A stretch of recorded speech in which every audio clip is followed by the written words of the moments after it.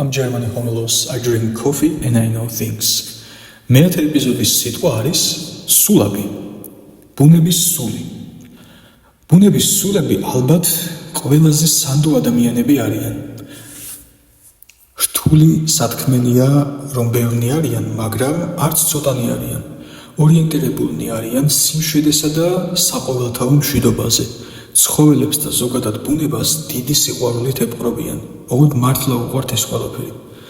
მასთან განსაკუთრებულ კავშირს გრძნობენ.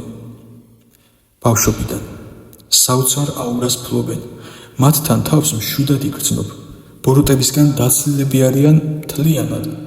სულაბები ბუნების განსხეულებებად შეგვიძლია ჩავთვალოთ. ყველაზე საყვარელი და უბოროტო ადამიანები არიან.